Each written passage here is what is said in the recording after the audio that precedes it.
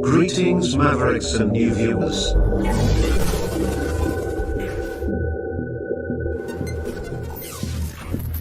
Tonight, direct and live from the Maverick News Network World Studios.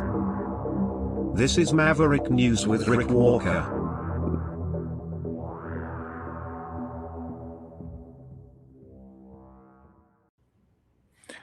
Okay, breaking news tonight on several fronts. First shots fired outside or near the White House. We have video for you. We're going to show you that. We have, it looks like missile strikes possibly involving Oreshnik, nuclear-capable Oreshnik missiles may be striking Kiev even as we speak, following a plea for help from Vladimir Zelensky internationally and a warning to people in Kiev, including U.S. personnel and citizens from the U.S. Embassy in Ukraine, to take cover. Major attack, and it appears it may be underway, starting even as we speak just now. So we'll get to that as well. And an imminent peace deal possible, maybe. I just don't know what to believe with Trump anymore, if anything at all, but that's what he's saying. The end may be near in with the Iran conflict, and the Strait of Hormuz might be opening shortly. But we just don't know because he's lied so much. You just can't believe anything that comes out of the guy's mouth. Nevertheless, an emergency meeting taking place at the White House, shots fired on the White House lawn. Let's get you the video. And we're going to go to Mike Pekarek in just a moment, who is joining us live here tonight as well. And that will be extremely helpful to us because we need his input to try to make a sense out of this. This is outside the White House just moments ago, minutes ago. Within the last 20, 25 minutes. You can hear the gunshots, or what may be gunshots. So conflicting reports, possible someone may have been shot outside the White House, not confirmed. Those are reports coming in on social media, but clearly you can hear something that sounds like gunshots. Reporters on the front lawn cleared out of the area, and we'll get into it in more detail when we come back on the other side of this. We are the Mavericks. Welcome to the Matrix, baby. Hope you like the view.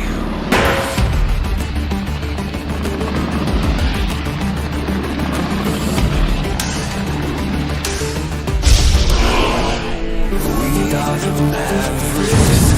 The world is watching.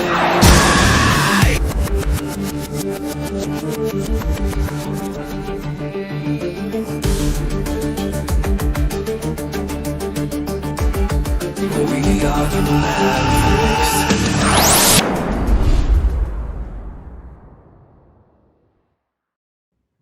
Okay, let's bring in veteran and military analyst, our Ukraine guy, Mike. Boy, as I was just saying before we came on the air with you, there's never a dull moment with the Trump presidency, and more drama outside the White House tonight. Any initial thoughts on what we're maybe seeing there? Well, I don't want to downplay it, because anytime you hear possible gunfire, it is a big deal. You should be alert to that. What I heard on the recording, I'm not there. Who knows what they actually heard versus what the microphone caught. What I heard is they were a block or two away. All of the high end of the sound was not there.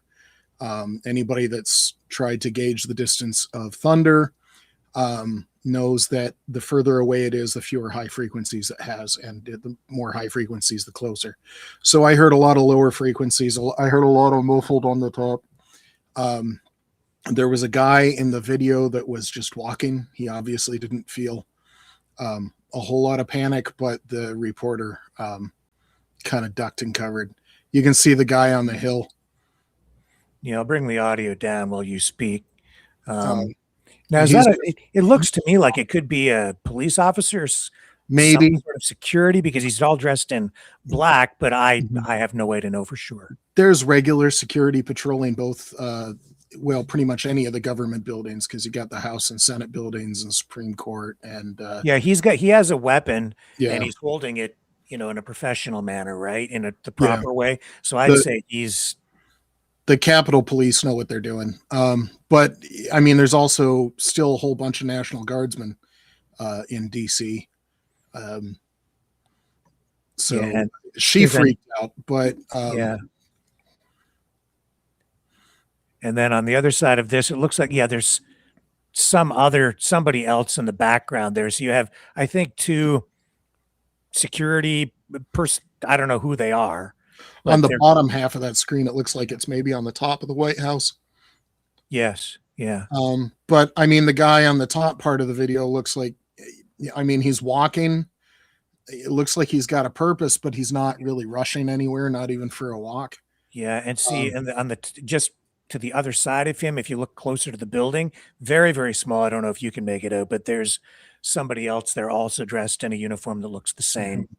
So I'd say those guys are supposed to be there. Yeah. And I don't know how many of you have been to DC, but this looks like maybe it's it's like it's maybe on the back side where there's a whole lot of lawn. It's not on the front. There's a short lawn with a driveway and a fountain, and then across the street is a park, and it's not on that side. So it's somewhere on the sides or the back. And so would you say this is something, if there were shots fired, would this have happened? This probably happened outside the perimeter someplace. Oh, yeah. No, from the audio that I sounded, it might have been a couple of blocks away. But at the same time, whatever I might think of the current president, the security of the president is a serious business. They have to take it seriously. If they were herding journalists into a room and not letting them go, there's a good reason for that. A lot of journalists have exactly no training. Some of them don't even have any experience, like wartime war zone experience. But very few of them have training. It's actually a complaint from military veterans is that they're reporting they obviously have no idea what's going on in the military. But that's a common complaint there. So here's the ABC reporter. That President Trump has said a deal is close, only for the two sides to remain far apart.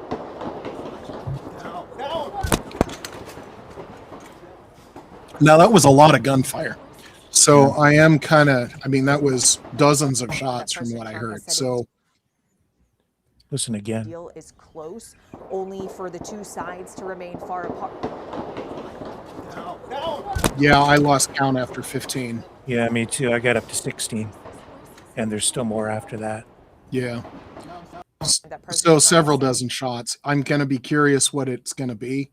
That was possibly, obviously, when you're going to get that many shots right in a row, that's semi-automatic weapons is possibly the AR style weapons. I don't know what the National Guardsmen have been issued, whether it's one of the older M16s or the new M4, which is a shortened carbine version of the M16. They all sound very similar. They all sound like that. It's 5.56 shooting out of an M16 type weapon. Additional footage here just coming in. Memorial Day since 2022. President Trump promises the prices will go down, but his grip on Republican support on Capitol Hill is weakening. Yeah, that's 5.56. That's a military weapon fire.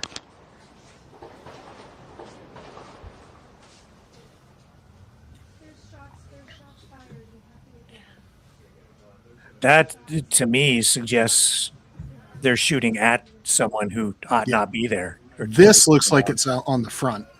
Yeah. This shot right here. But DC is pretty closely packed. This picture right here is inside of the fence, but the buildings are really closely packed. Who knows what direction it was coming from. So to the right of this picture, you're going to go out on the National Mall with the reflecting pool and the Washington Monument close by. And to the left of this picture, there's a whole bunch of buildings, offices, government buildings, restaurants, hotels.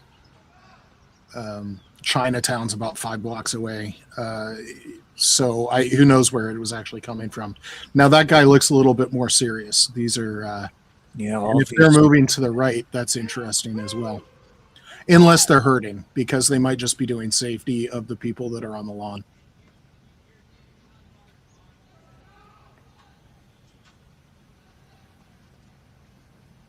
I correct me if I'm wrong, but I don't think we've seen this much chaos and so many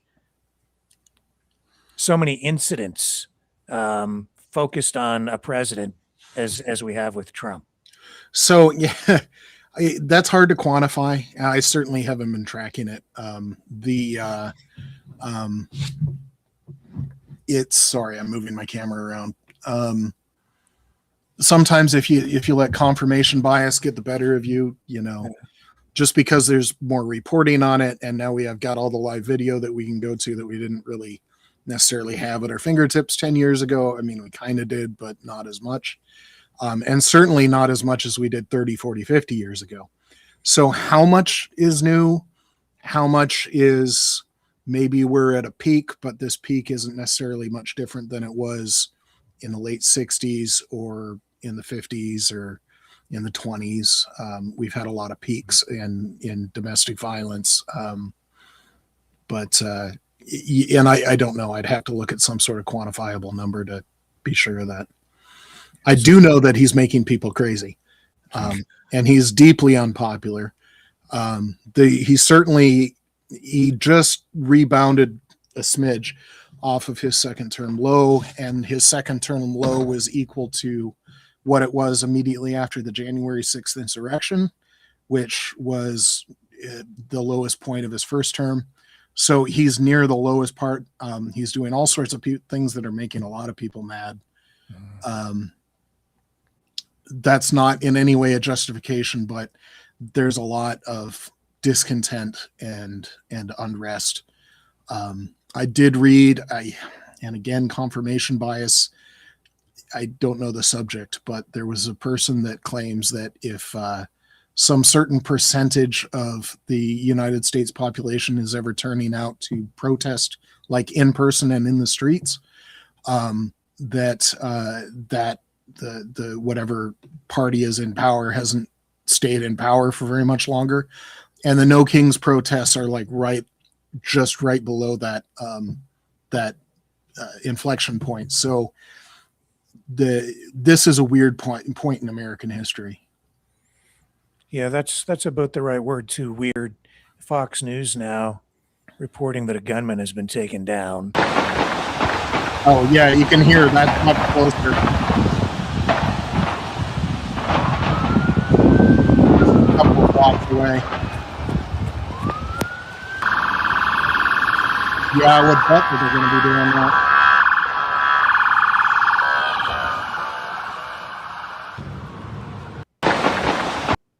You can hear. Oh, Iraq. Are they actually showing the location there? It looks like they have it pinpointed with a dot. Yeah, a marker on that map. But I can't. Yeah. See, this isn't outside the White House, and that white dot is on White House grounds. That's not where this is being taken from. Right down the street. Yeah, I mean it's nearby because those shots from the White House, it was definitely audible, but whatever that Fox News video location was closer. So, the gunshot sounded closer to me. So the report coming in is that the shooter unleashed gunfire toward the White House. Secret Service fired back, took down a gunman. And let's bring this up and see what we have here. Apparently was directed toward the White House. If you get toward the west side of the White House, and we're trying to figure out precisely where this was, you have the old executive office building now called the Eisenhower Executive Office Building, which is kind of a big complex if you're working from west to east toward the White House, so we know that he was firing in the direction of the White House, and this is the preliminary report from someone who's very senior and would have direct knowledge of this information. Again, a lot of people in town. There was one source that had, questioned me earlier, even before we had this information. There's a lot of motorcyclists in town for the Memorial Day events. They always come for this time, and people thought it might have been, motorcycles backfiring or something like that. There's quite a cacophony of that. No, but this is clearly M16 someone who fire. came up and was firing at the direction of the White House. And the president, of course, is at the White House today. Hey, Chad, Kevin here.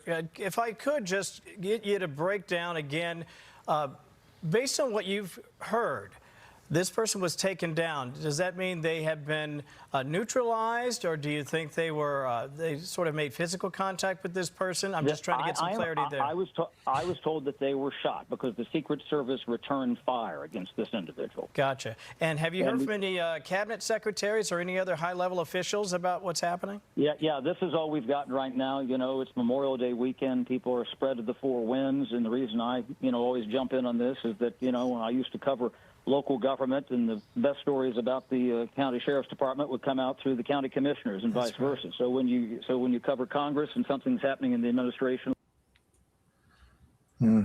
Yeah, that was a lot of gunfire. I'd be surprised if they didn't just take him down. I mean, somebody's shooting you. You don't have a whole lot of choice unless like an opportunity presents itself. But I don't know what he would be shooting at. Congress is out of town. There wasn't really anyone outside the White House. Well, there was this emergency meeting that's taking place because of Iran, but that's right? in the basement. If there's an emergency meeting on Iran, that's in the Situation Room. That's well underground. That's well protected. But even the windows on the White House are bulletproof. I don't know if this guy, I'm assuming it's a guy, statistically they're mostly men, but it's I don't know what they were shooting at. So is it just a crazy person? But then crazy people can do damage. John Hinckley, the guy that shot Reagan, was crazy. He was trying to get a date with Jodie Foster, who had never met him. I mean, so who knows what? And in fact, this is like clearly somewhere down the street. So it could be even an unrelated matter. Well, and Fox News obviously had no idea what they were talking about. We thought it was motorcycles. No, are you kidding me? This is what frustrates military veterans. I'm like, who on earth would think that was a motorcycle backfiring? Obviously somebody that is not familiar with semi-automatic weapons. So, Well, we'll keep an eye on it because we really don't know much anyway. We could sit here and talk about it until we're blue in the face. And the truth is, nobody knows other than maybe the police. For me, it sounds like it was not immediately at the White House. You could hear it, but it was a block or two away.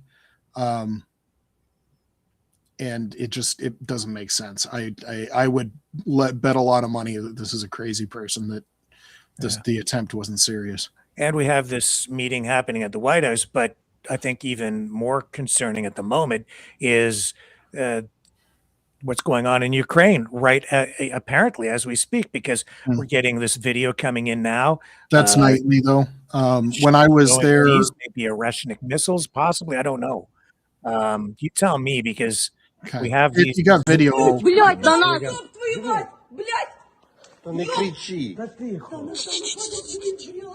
What is that in your Those look like cluster munitions, actually. I mean, they weren't going fast enough to be a ballistic. And they weren't that close.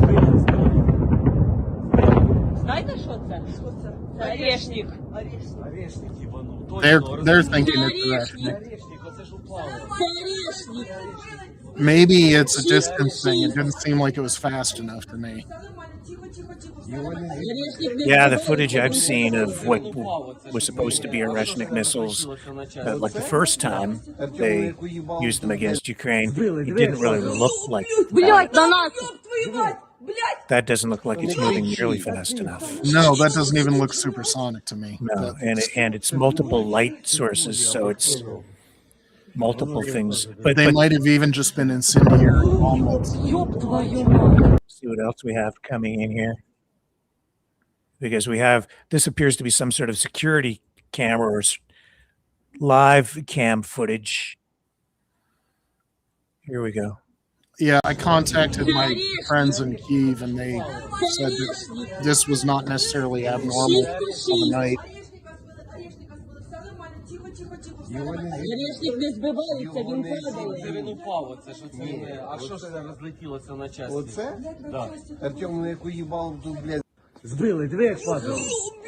It's on for quite a while, so I don't know. Here it is. Here's the. That's what it looks like. Yeah, this is almost on the exact other side of it. You Yeah. can see with the angle. And it doesn't look like it's moving fast at all. No, that looked like, if something was falling at a terminal velocity,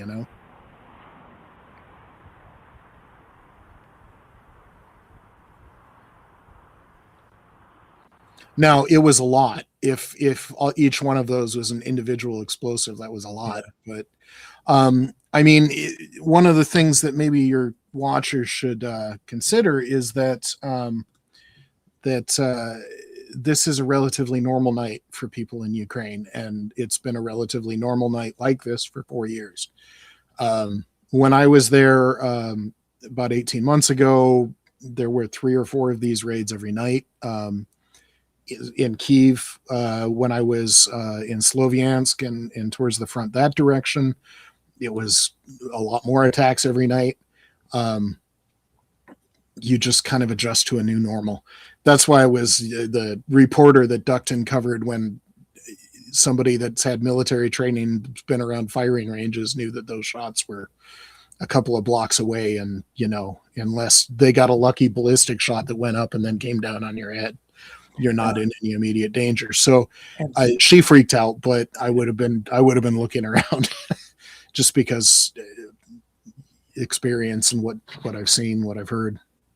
And this is footage coming in, but in this crazy media environment we're in, I never know what to believe. So I have to say, take all that with a grain of salt. That's what's coming in on social media, and none of that has been confirmed as even being authentic. That could be people posting stuff just to get clicks, Mm-hmm. But it seems to be coming in on some of the channels that are somewhat reliable or credible. Well, those news reporters, one that looks like it was on the backside of the White House, one that looked on the front, those were that's real, but I'm talking about the missile strikes or whatever. Oh, no, that looked authentic from what I've seen. Yeah. And this is coming on the heels of this security alert being issued by the U.S. Embassy, advising people to take shelter because they were expecting an imminent strike, saying the U.S. Embassy in Kiev has received information concerning a potentially significant air attack that may occur at any time over the next 24 hours. Mm-hmm. And this was issued, I guess, overnight. The embassy, as always, recommends U.S. citizens be prepared to immediately shelter in the event an air alert is announced. That's pretty normal. Yeah. I didn't hear a lot of, immediate threat. I did send you that picture, Kiev under attack. It was the last email I sent you. Okay, I've got them. I've got the images all up on the screen. I have to kind of sort through them. Kiev under, was it a photo or a map? It was a map. It was a map of Ukraine. It looks very red. Okay. Oh, that one. Okay, hang on.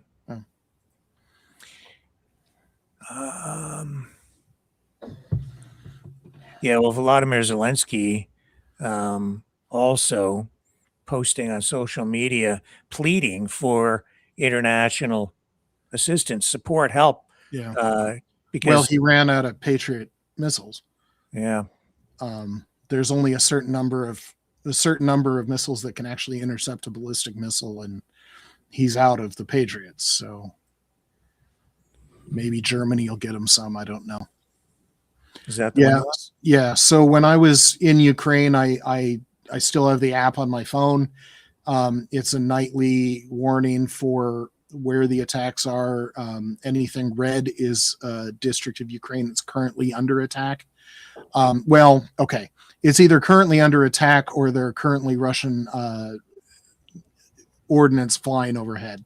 So you might have a few drones overhead in that district that are going somewhere else, if that makes sense. You're not necessarily under attack, they're just there. So this was pretty normal. You can see most of Ukraine is red. This is normal for the last 4 years. Russia attacks every night. I don't know if your audience can wrap their heads around it, but this is normal. And the thing that does give this more urgency tonight, though, is that you have, first of all, Vladimir Putin vowing some sort of revenge for recent attacks launched by Ukraine against various types of infrastructure. And I think you indicated they hit a drone training facility of some kind. And then Zelensky responding to that, saying, please help us, and also today, he is, I've seen the word demand, but I think he's like urgently requesting admission into the European Union as an equal member. Again, with all of this going on, but he's saying, please help us. They're threatening to send in Russian missiles again. So where does that leave us tonight, Mike? Well, Ukraine still needs help. There is a whole left by President Trump abandoning Ukraine, that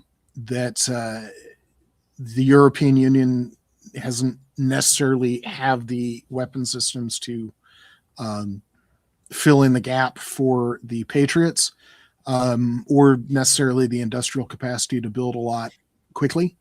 But the United States doesn't necessarily either. So we shot off a lot of Patriots during the Iran war, and then we sent a lot of Patriots to Ukraine. So there's been a lot of those missiles that have been shot off in the last 4 years, and they're not cheap, and they take a while to build. The number that was shot off just in the few weeks of the Iran war, if we don't accelerate production, is going to take like 5 years to replace, just to get back to the levels that we were before the Iran war. So these things, it gets complicated because while Ukraine is in a desperate war, the rest of the world doesn't necessarily feel it.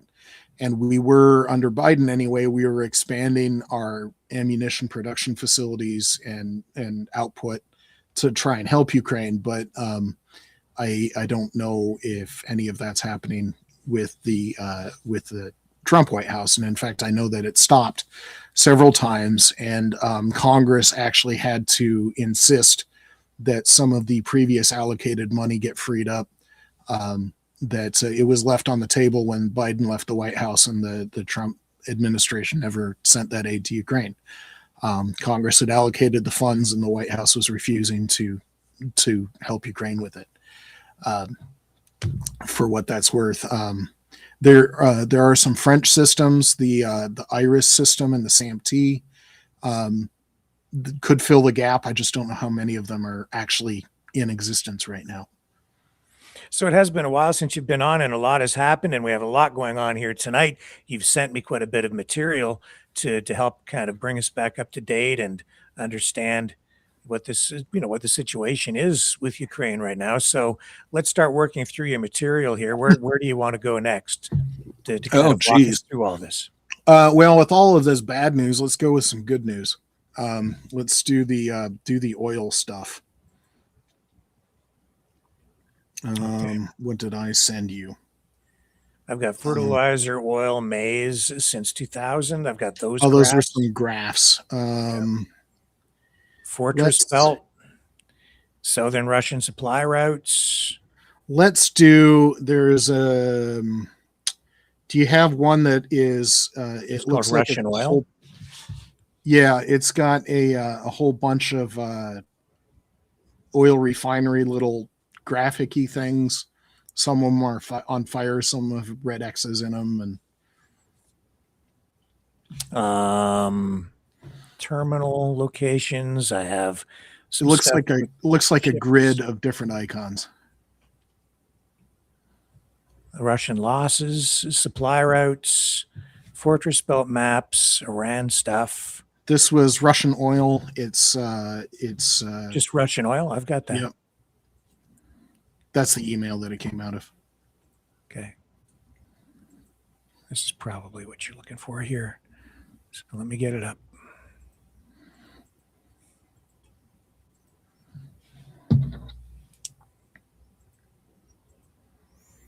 And yeah.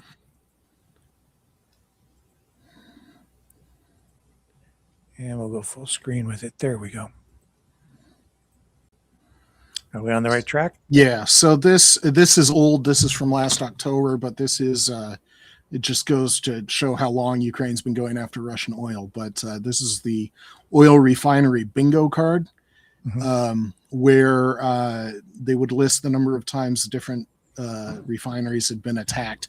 The reason this is actually happy news is that the Russian government has very limited sources of income, and pre-war, it was in order of importance. It was oil exports, probably grain was second, and then military hardware sales was third. And since this invasion started, the military hardware sales more or less dried up for various reasons. So there was no more income from that. The grain got a little bit weird, although they are selling grain again, but that left oil as their primary source. And Ukraine's been going hard after it for at least 18 months, maybe 2 years at this point. They've been going after the refineries, and you can see that one in the top middle has a whole bunch of little dates underneath of it.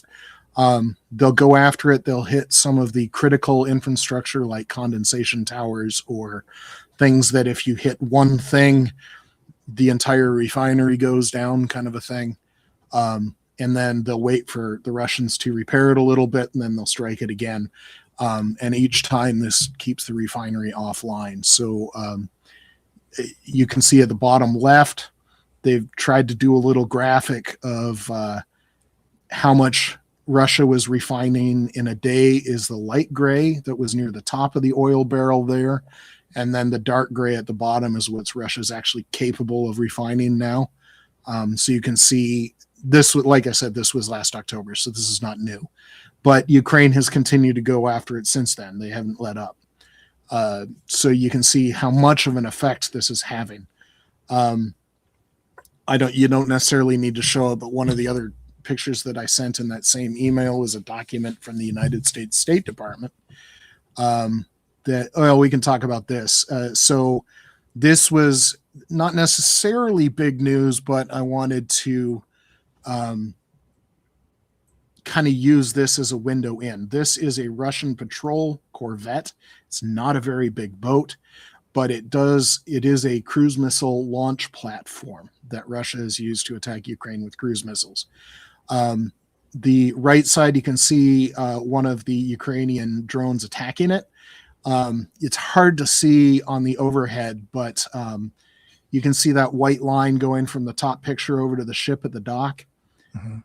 When you really study the higher res satellite picture, you can tell that the sensor mast midships, a little bit forward of midships, is destroyed.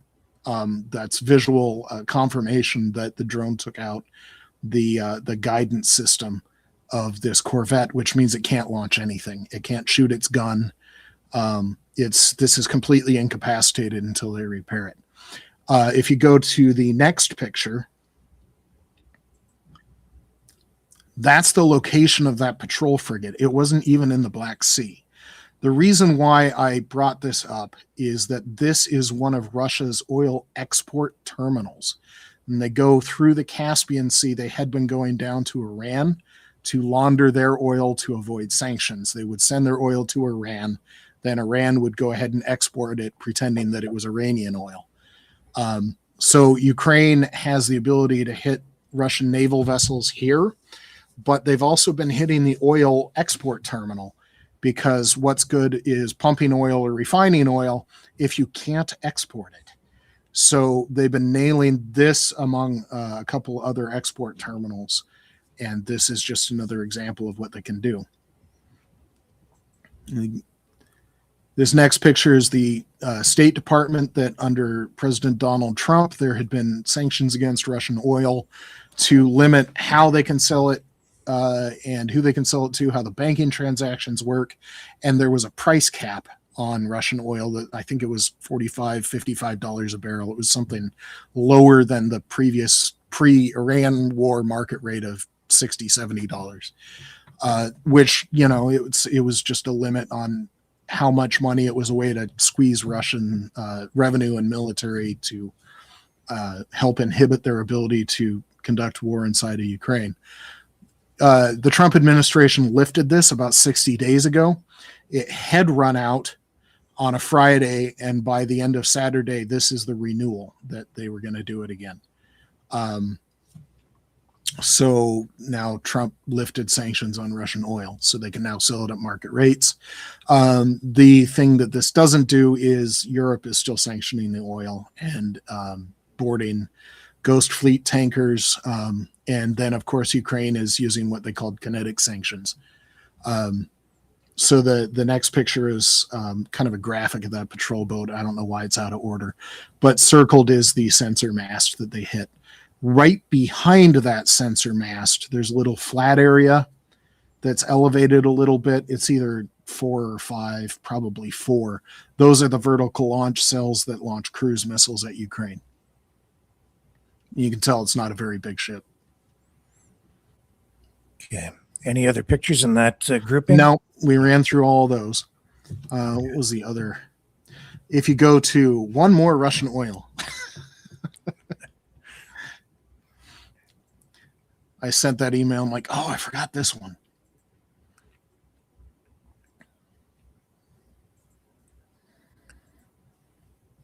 This would just be a single map. A single map? Mm-hmm. I think I put it over here on a different tab. In fact, I might need to bring it back up. So let me take a short break, okay, and I'll get it queued.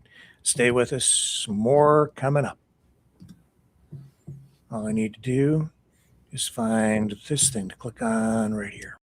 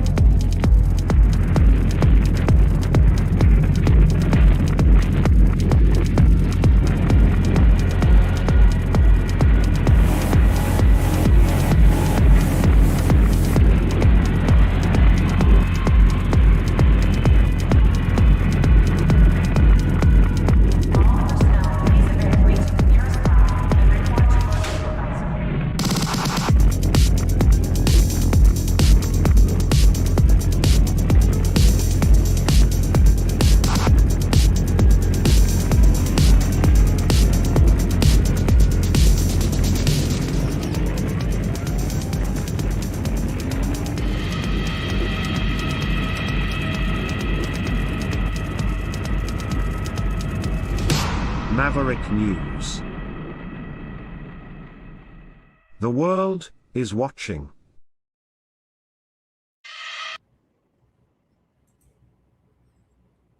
Okay, we're back. I think I have what we need queued up, and we'll bring Mike back in. And you tell me, is this what you were looking for? Oh, no, but this will work. So this is a map of the oil terminals. And you can see some on the Caspian Sea that I mentioned, some on the Black Sea. The one that's right above Poland, there's actually a Russian enclave of Kaliningrad right there. That's another export terminal. But the main ones they've been hitting are just south of Finland. They're not quite St. Petersburg. They're just to the west of St. Petersburg. That's one of their major oil export terminals. And Ukraine just hammered it so hard that basically that one shut down. It's kind of hard to export oil if you can't load it onto anything. This has follow-on effects that there's been vague reporting recently that some Russian companies, one of the small ones, has shut down a lot of their oil wells. That means that they just turn off the production, but it's a little more complicated than that. Sometimes you have to cap it. Sometimes you can just shut it down if it isn't a very high pressure well. But most of the time you have to cap it, and then there's going to be fluid separation and wax buildup, and the water is going to settle in weird places underground. It can permanently damage the well if you try and shut it down, to the extent that to get production back up, you have to re-drill the well, which takes time and money and effort. And a lot of this is in Siberia, so you can only do it some of the year because it's too cold some of the year.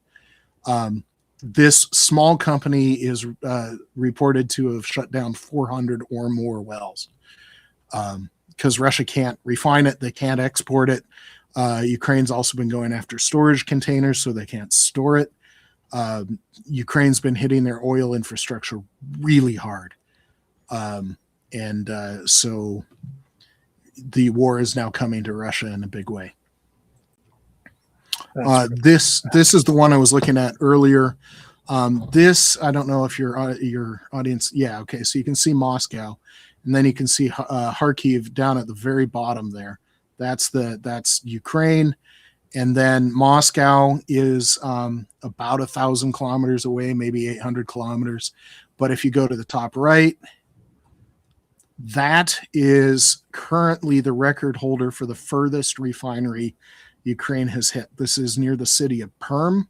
It's in the Urals, which, if anybody knows their World War II history, this is where the Soviet Union had moved all of their factories to get it so far away from the German invasion that the Germans would never be able to reach the factories that they had moved into the Urals.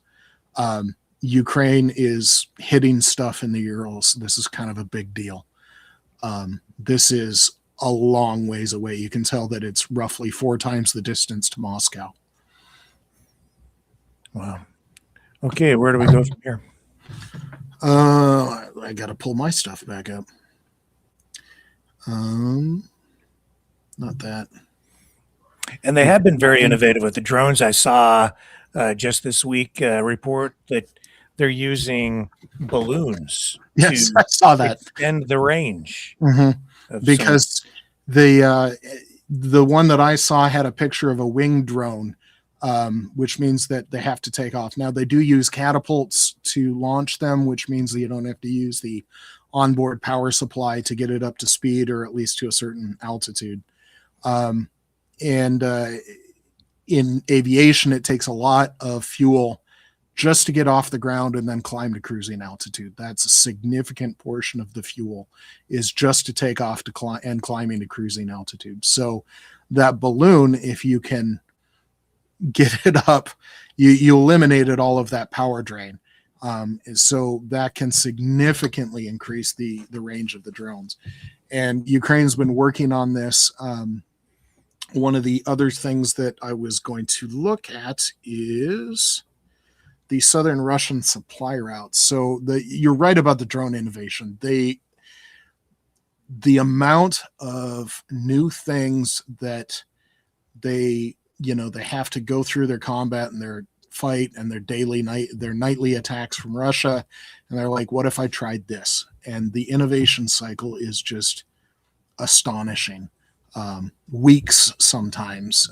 I might have brought this up. I didn't send you a picture of this. You had too many of them already. But when I was there in October and November of 2024, the Ukrainians I had visited one manufacturing research place that had been a civilian car repair garage before the war.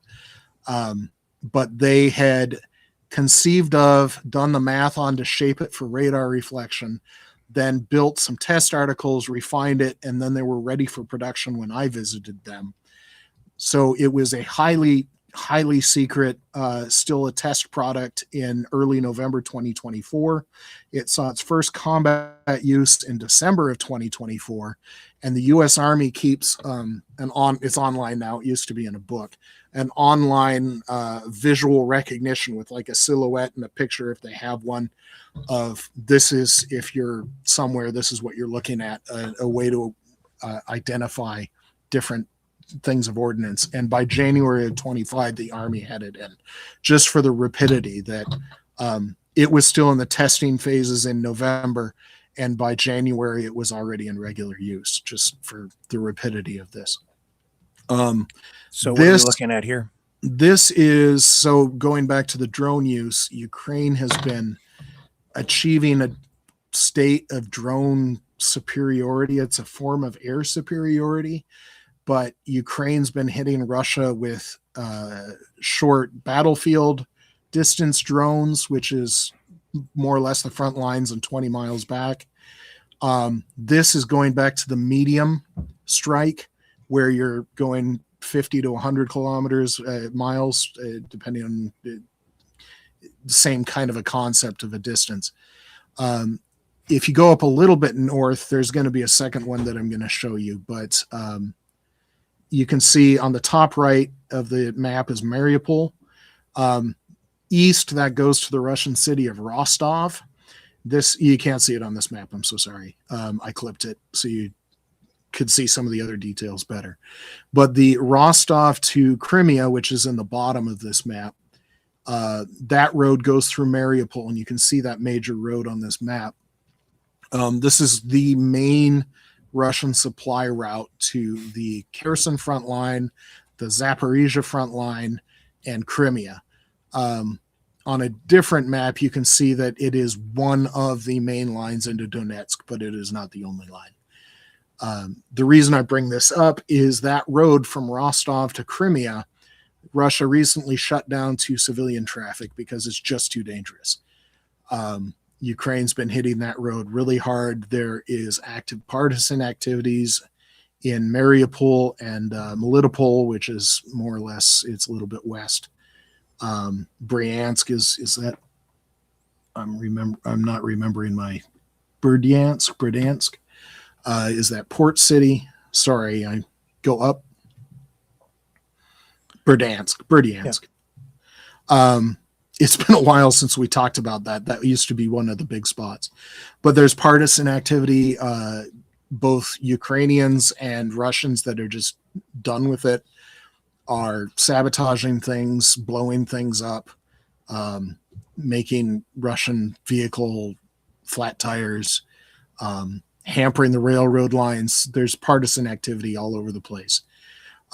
If you go south, the black circles that I put in, those are the only 3 roads into Crimea that are worth anything. You might have a dirt track, but on the north, you have to cross some streams and some rivers and some little ocean inlets.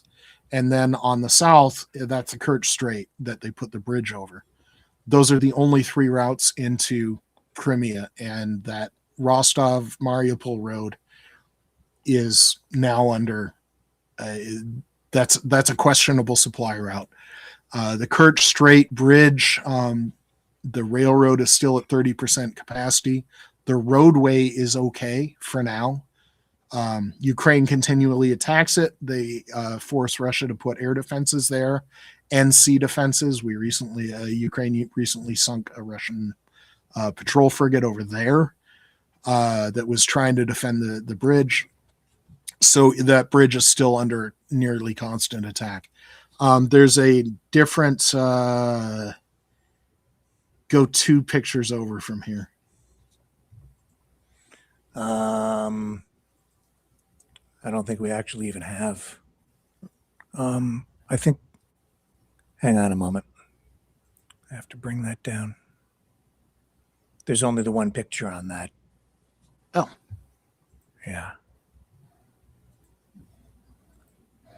So I'm not sure where to go next. I only had the one image. Let me send that to you, because this is actually kind of an important map.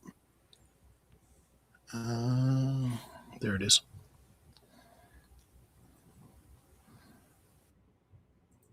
Yeah, I don't know what was going on with that.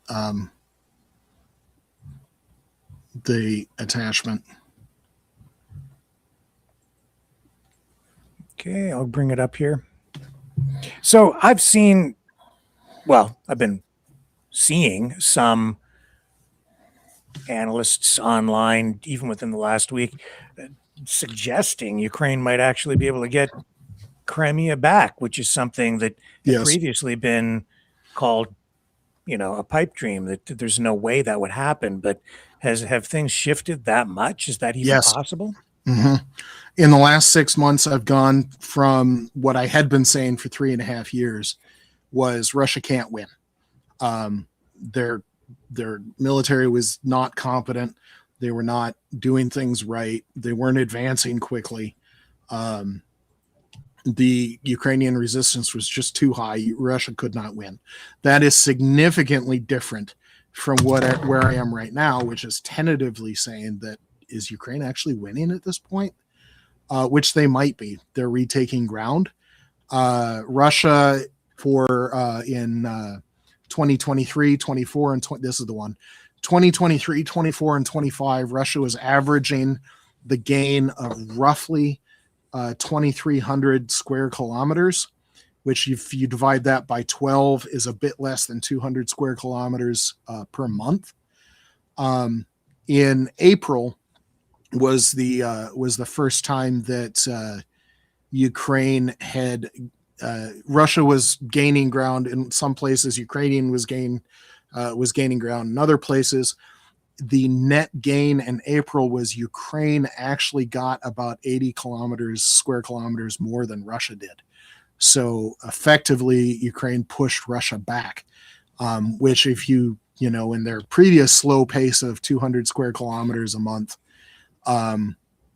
now that was a net loss of 300 square kilometers, because not only did they not gain what they had normally done, they had actually lost nearly 100 square kilometers. So that's kind of a big deal. This map here is one 24-hour map of the Ukrainian strikes on this Rostov to Crimea, with some other stuff too. There's a little northern spike into the city of Donetsk. But if you zoom in on it, there's going to be a whole bunch of little red dots on that road. Mm-hmm. And each one of those red dots is going to be a fuel truck or an ammunition truck, or, new soldiers going somewhere. Ukraine's been using Crimea as shooting fish in the barrel for Russian air defenses. So maybe they were trying to send another air defense over there on this road. Ukraine's not having it. There's video of this road that I did not show because some of it's a bit graphic, but there's just Russians driving down this road. There's wreckage everywhere. A lot of it's still on fire. There's a lot of bodies. And this is not the front line. I don't know if you can tell that, but it's not the front line.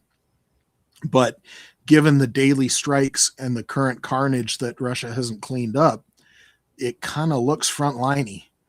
Mm-hmm. You can see where a lot of that Donetsk area, there's a lot more red dots up there. But this was kind of a shock to me. I knew this road had been under Ukrainian fire. And maybe 6 months ago, I was a little bit confused because Ukraine and Russia had gotten really good at repairing railroad lines. Both Ukraine and Russia use railroad lines a lot for resupply. And this Rostov-Crimea road, there's a roadway, but there's also a parallel railroad that goes along basically the same path. And there had been a Russian fuel train that had been on fire, and they didn't put it out. It was on fire for a week or two. And then the wreckage just sat there. Russia wasn't cleaning it up. And it confused me. This was about 6 months ago. And now I finally understand that it's just Ukraine has been getting this good at their medium strike. And these aren't small strikes. These are FP1, FP2 drones. These are winged drones that carry a significant payload. They have first-person video, so you got man in the loop that can actually aim the drones, but you also have inertial navigation and Starlink and GPS that they have various alternate ways that they can guide these drones. And they carry a big payload. It can be 100 kilograms of high explosives, it can be as much as 300 pounds of TNT equivalent, because high explosive is more powerful than TNT. 100 kilograms is 220 pounds ish. it's not fooling around explosives going on.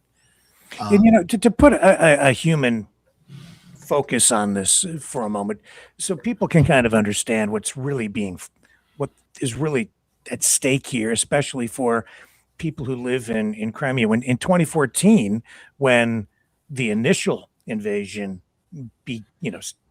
was conducted and Russia came into Crimea, I don't think people here understand or appreciate that the people who were living there, if they didn't accept Russian citizenship, if they opposed what Russia was doing in any way, as they came in to basically invade their home, they were in deep trouble. So a lot of people had to flee, and they left Crimea, leaving everything behind. They lost their homes, all their possessions. There's no compensation of any kind for the people who had to flee the incoming Russian forces. Most of note, and I was doing some research into this over the last few weeks, the indigenous people there, the Tatars, they have a long history of being oppressed, slaughtered under the Soviets. They were deported from their indigenous homeland, right? This is the indigenous population. Many, killed, slaughtered, starved to death. This is and today Russia does not really respect or recognize their rights. Right? This is a Tartar unit patch that I was given when I was there. Yeah. So it's a major portion of their military. Yeah. They take pride. And many countries see what's going on there as an attempt at cultural and ethnic genocide that's being attempted again. Russia has stated numerous times that there is no Ukraine. Ukraine is a fiction. They're basically Russians that don't understand that they're Russian. There's been a history of, not just in Ukraine. I read today that today is the anniversary of a purge that the Soviets did in Lithuania, I think it was. That it was 1948, and Lithuania is a small place. It was 50,000 people that got sent to basically Siberian gulags. And it was ethnic cleansing is the term where you go into a region, and if there's a population that's resisting in ways that you don't like, you clear them out. You make room for people that you might send. It was called Russification, where they would export Russian natives to these places to make them more Russian. When I was in Kyrgyzstan during my deployment, this would have been 2008, a long time ago. Kyrgyzstan had been another one of those things where the native population in Kyrgyzstan, the Kyrgyz, were they lived in yurts. It's like the last dregs of the Mongolian, Genghis Khan, Mongolian Empire with, but they had those round tents, the yurts and stuff like that. But yeah, it was Russified too there. And if these people the people who fled, they abandoned their homes. So you've got these abandoned apartment buildings, you have abandoned houses, and then the Russians came in and no compensation paid to anybody. They just confiscate them. And it's my understanding that a lot of these homes were then allocated to military personnel. They didn't get them for free. They sold the expropriated homes to Russians so that they could come in. So you're forced out of your house. You have to run away, and then they basically sell it. The government of Russia sells it to Russians who then move into the area to Russify it, to bring the language, the culture, and force the other people out. And in Crimea's case, as opposed to like Mariupol and some of the stuff on the Azov Sea, in Crimea's case, like around Sevastopol, it was supposed to be this vacation destination. So there would be going to be resorts and stuff that catered to Moscow and St. Petersburg residents with money. So yeah, it was completely not for the locals. Although recently I've been seeing Russia's been so worried about Crimea that all of the beaches have been fortified with barbed wire and dragon's teeth and all sorts of nasty stuff. Yeah. So it looks like it's back in play, and it's maybe possible for Ukraine to retake it even after all this time. 2014 is when Russia first went in. It'll be interesting what actually happens. Right now, Russia is in danger of not being able to hold it, which is different than Ukraine going in and invading it. Mm-hmm. But if Russia can't supply their people, it's going back to the old thing where you study logistics, the beans and bullets. If you can't get into the place where you've got the military people, if you can't get food, ammunition, fuel, any of the things that you need to run and operate a military, you just can't get the stuff there. How can you expect your people to actually do their jobs, right? Mm-hmm. They're going to run out of food. They're going to run out of fuel. They're going to run out of ammunition because you can't get it to them. That's why this Rostov to Crimea road interdiction is so important. Why the railway bridge on the Kerch Strait getting damaged was so important. A couple of weeks ago, the very last rail to ship ferry that had been taking fuel rail cars between Russia and Crimea through the Kerch Strait, that was sunk. They're basically choking off Crimea. They're making it uninhabitable for Russians. So we'll see. And regardless of your views on the war, it's just a tragedy to see people losing their homes. I mean, imagine here in Canada, and I think even in the States, it's hard for people to even wrap their heads around or think about somebody invading your country, coming into your neighborhood and forcing you out of your home. So you have to flee with nothing. You're left with nothing, and they take everything and then basically sell it or give it away to the invaders, to other people coming in to replace you. When's the last time there was active combat on actual Canadian soil? We're not talking World War II. World War I, World War II doesn't count because the combat wasn't here. War of 1812. Was it that long ago? That? Probably. That's when we burned your White House. And we still joke about it today. As you should. For the United States, it was our Civil War in 1861 to 1865. Yeah. Who in the United States has any remote idea of what this means? You know, if you haven't been deployed, if you haven't actually seen it, but you haven't seen it on your home soil. Sorry, I always think of it a tangent because the United States tends to name our ships after some of our ships get named after battles we've won. And so like in World War II, we had the Yorktown and the Saratoga and the Lexington, which were all victories over the British Empire in our Revolutionary War. And you see the Yorktown serving next to a Royal Navy ship. That always made me laugh a little bit. So sorry, I had to bring that up. Well, hopefully we don't repeat that. But with this current guy in the White House, I don't know what the hell's going on. So, like I say, if you're going to invade, just let me know and I'll get the barbecue out. So that's kind of where I'm at. Where are we going from here? Have we talked enough about Ukraine or? Oh, I don't know. You sent me a lot of material here. So let's see what else I've got. We don't want to. Oh, I did. If you can pull up that fortress built video or the maps, either one of them first. Okay. I've got Operation Vesna with your Wikipedia stuff. No, that was the Lithuania thing. Okay. And the one video you sent me, I could not get that link to open properly. It's Facebook. If you can't, then no worries. But I've got the Fortress Belt maps. Yeah, let's pull that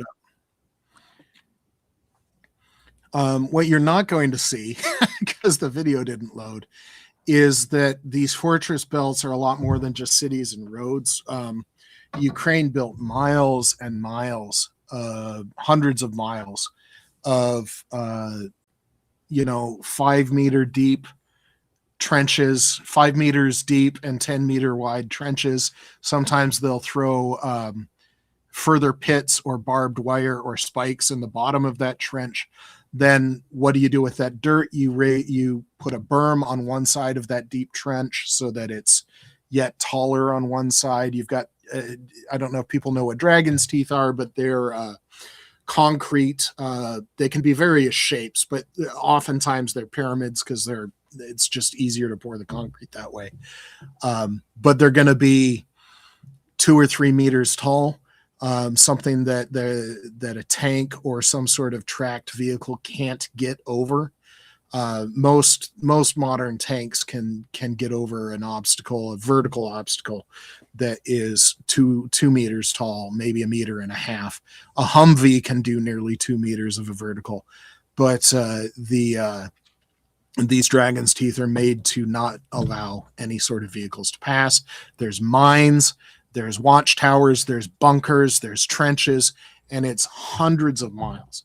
So you can see that the blue circle right there, the cities of Konstantinivka, Kramatorsk, and Sloviansk. Sloviansk is where I was when I was touring, going through Ukraine and visiting different units. That is the fortress belt, and on this map that you pulled up, it shows some of the terrain that Ukraine is working with. The reason I wanted to talk about this, can you go up and zoom in on that belt right there? So if you look at this, you can see it's right on the front line, which the front line's fuzzy, but on this map, it's that yellow line. So it's right on the front line. This is the prepared Ukrainian defensive positions that are part of the Donetsk and Luhansk oblasts that Russia is demanding Ukraine turn over in any sort of peace deal. This is the terrain that Russia wants to be able to gain without having to gain it with their military, because their military can't do it. If you go up, not that far. So you can see the blue little kidney thing with Sloviansk. Yeah. So this is in a river valley with a lot of really rugged terrain. And if you go outside of that dotted blue line, which is the border of Luhansk and Donetsk, the terrain starts to flatten out a whole lot. So this is some of Ukraine's most defensible territory. And they put years of effort into building these hundreds of miles of defensive lines there. And Russia wants them to give it up. This is part of the Trump trying to broker a ceasefire that forces Ukraine to give up their most heavily defended territory. It's just another aspect of how silly the Trump idea of trying to end this actually are. Okay, you want the next one? What do you got? I'm going the wrong way on it, I think. So this was more of a generalized, where is this map? That other one, this is that same one that we were just looking at. Is that the one? That's more of a generalized map. There's another one that's a lot more colorful. This one? Yeah, this shows different gradations of terrain that are more suitable to rapid movement, trucks, tanks, that kind of a thing. And if you zoomed in on that, that's really rugged country around Sloviansk, Kramatorsk, and Konstantinivka. And that sea of green just to the west is really easy territory to drive through. Pretty flat.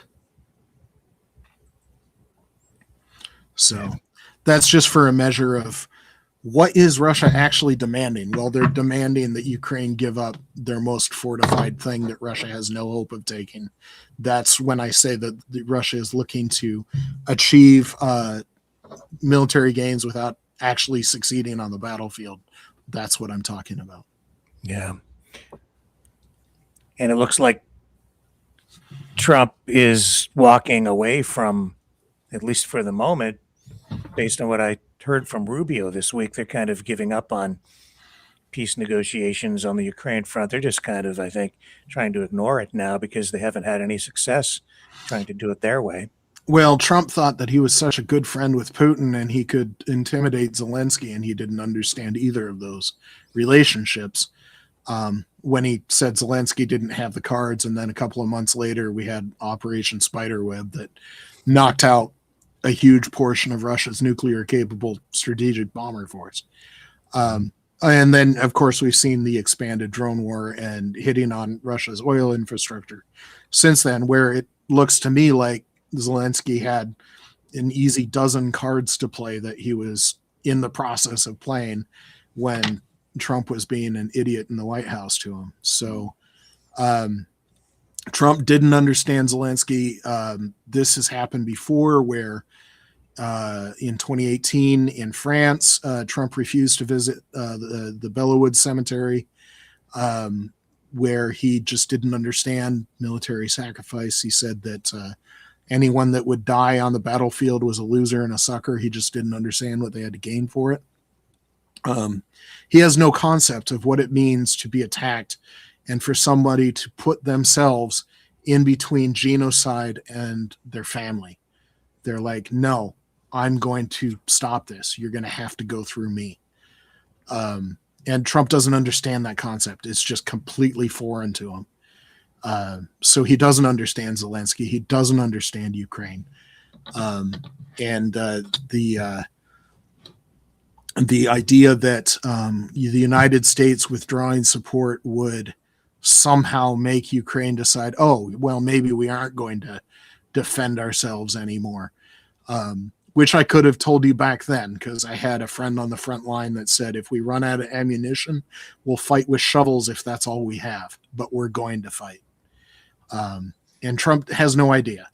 So the whatever I might knock the Biden administration on for maybe not giving enough weapons fast enough into the hands of the Ukrainians, that's a little bit more nuanced than I'm stating right there. But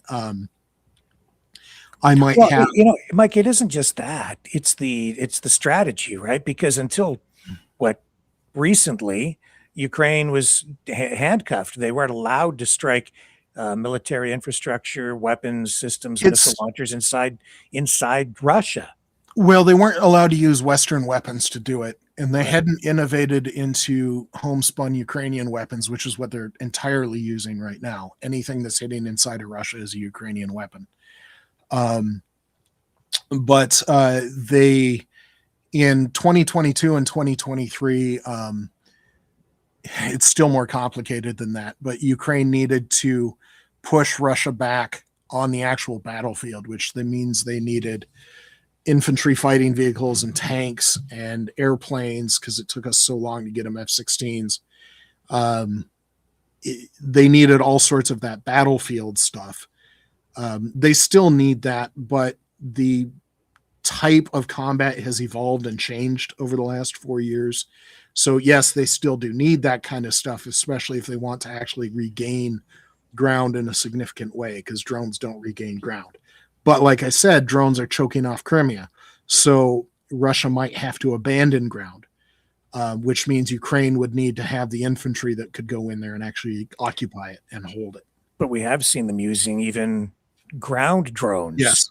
And that sort of replaces your personnel on. That's been in the last year that they've been really innovating the ground drones.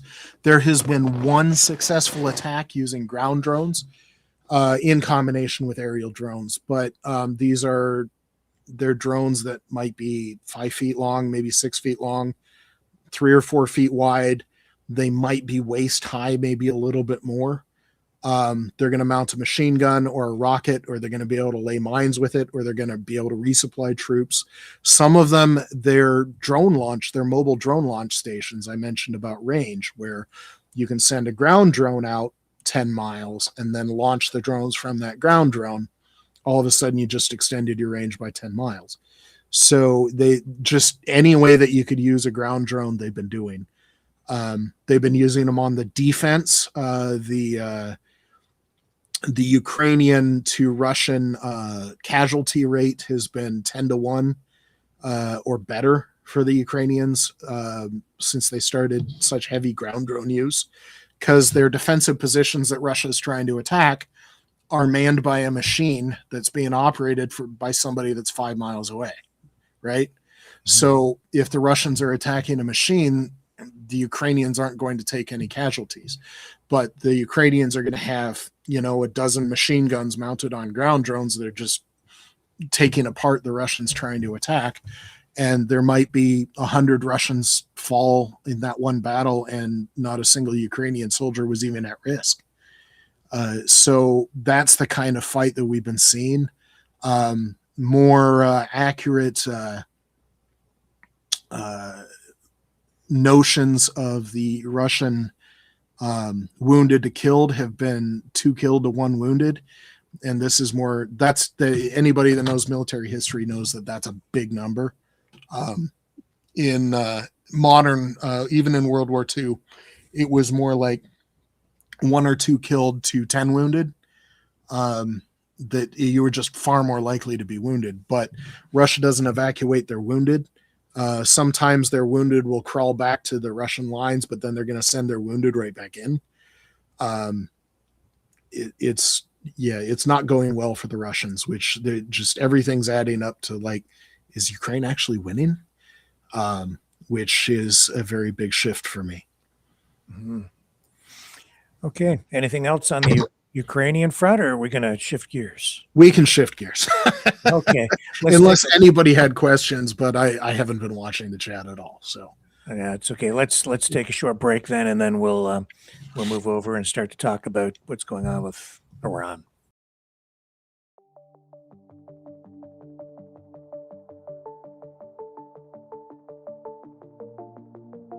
Greetings, brave Mavericks. Our quest for truth continues. We go beyond fake news. Together we expose propaganda. Together we pull others out of rabbit holes. We are maverick thinkers. We are all unique individuals, defenders of individual rights and freedoms, credible, trusted, grounded in reality. Maverick News, Maverick News. Defending free speech, free speech. Donate at freedomreporters.com. Do it now. Tomorrow may be too late. Maverick News. The world is watching.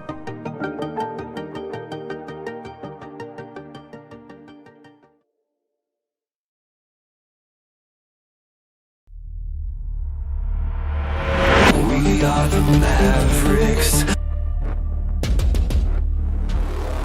Welcome to the Matrix, baby. Hope you like the view.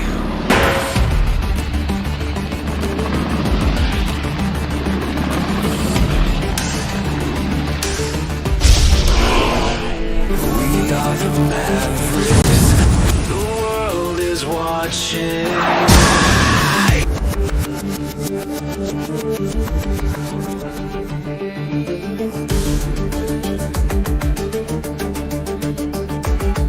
We are the Mavericks.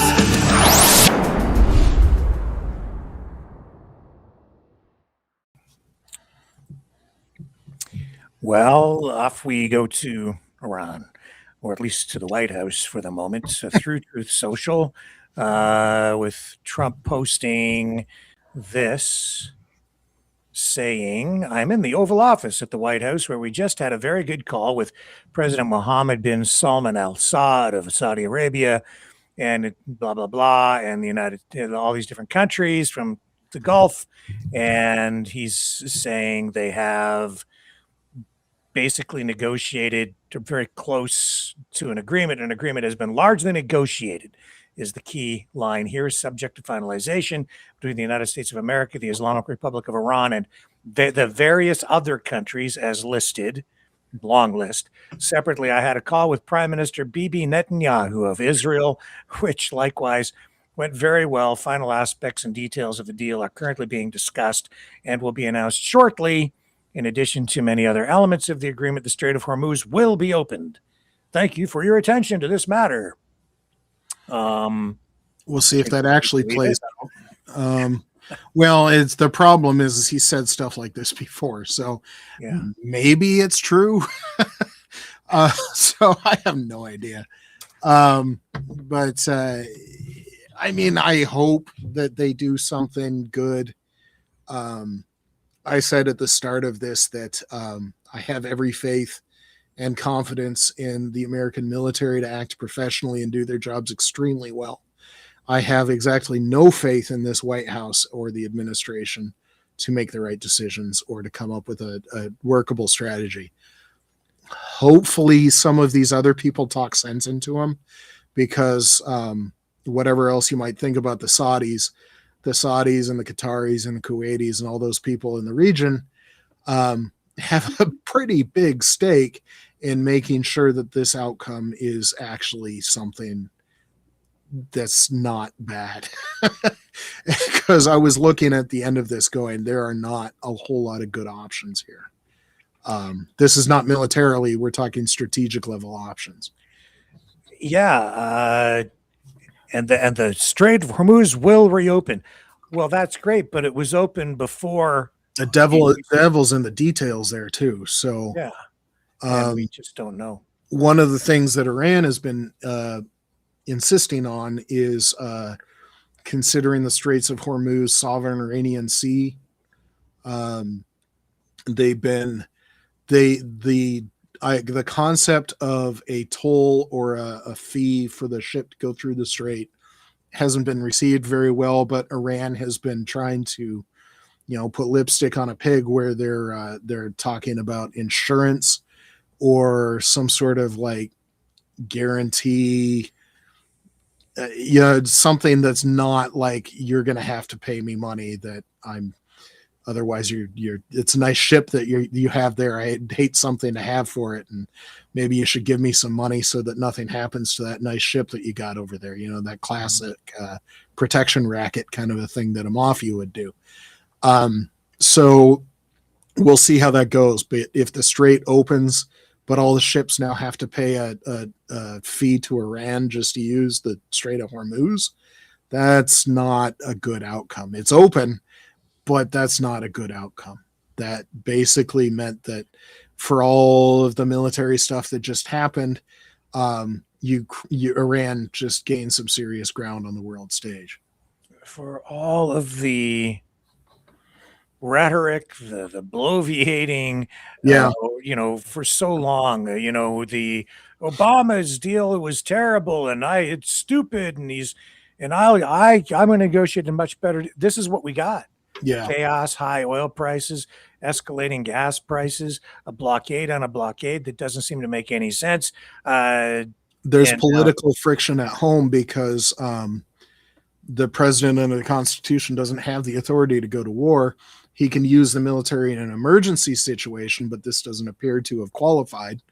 If we're attacked, he can use, like post 9/11, before the War Powers Act, but like post Pearl Harbor, we were attacked. We're at war. Whether Congress declaring war is just kind of like the icing on the cake. We're already at war. This was a chosen war. There was no emergency. Iran hadn't attacked us. You could make the argument they had attacked Israel, but that has been going back till 1979. So where's the emergency? So Trump didn't do his homework, and the American voters aren't behind him. It looks like a war powers resolution is about to go through Congress because he's made enough members of Congress from his own party mad that they're not going to support a blank check. So we'll see. Yeah, the devil's going to be in the details here. I'm really curious what his thought of a great deal in opening the strait actually means. Well, if it doesn't open, then we're looking at just ongoing chaos, problems with fertilizer prices, oil prices. It's going to affect food supplies. Food price, is that what this is? Fertilizer, oil, and maize. Yeah. Corn. And you can see those spikes. There's the 2008 banking crisis. There was evidently a drought in the next decade, which I only kind of remember. There's the COVID-19, and then the start of the Ukraine war in 2022 spike, and now there's the Trump's an idiot spike. So That's good. yeah. That's very accurate. So it has been idiotic, honestly. That's the best description. So yeah, and it's big. You can see that it's bigger than the 2008-09 banking crisis. It's big. Yeah. Well, you take 20% of the world's oil supply and you disrupt it, and it's big. Well, except that it's weirder than that. So like the United States and probably Canada too are relatively insulated from any of this oil disruption because our domestic production is big enough, and we've got enough that if we were completely insulated from the world markets, we're not going to run out. But what that means, because the United States is the largest economy on the planet, and Canada is a big economy, it's part of the G7. Mm-hmm. I wanted to say G8. I'm so sorry. Well, was almost with Russia. So way back in 2004, I was a participant, very minor. Don't read anything big into this. I was there at the 2004 G8 summit, and so that's my closest experience. And so I keep wanting to say G8 because that's what I lived through. But the exports from the Persian Gulf go to some pretty big economies that the United States and Canada depend on. There's China is one of the big ones, which has something like half their oil coming from the Persian Gulf, liquid natural gas, fertilizer, all sorts of stuff. India, which is huge. I don't know if India's population got bigger than China or it's about to, but it's in that neighborhood where India and China both have 1.4, 1.5 billion people each. South Korea, Japan, Vietnam, Malaysia, Indonesia, all of these places over there that a lot of our stuff is made there. So whether or not in the USA or Canada we're insulated on the oil stuff, it's heavily impacting all sorts of places that we do most of our trade with. And so it's just, what a mess. And while it may seem unrelated, it's very related with Trump's trip to China. Yeah. I don't think it went very well for him, honestly. No. And Putin visited right after that, and it didn't go very well for Putin. So I'd be wondering what kind of game China is playing. I'm still trying to figure that one out. Yeah, I don't know. It's it just shows that they have achieved well, with Trump in the White House, it's like peer status.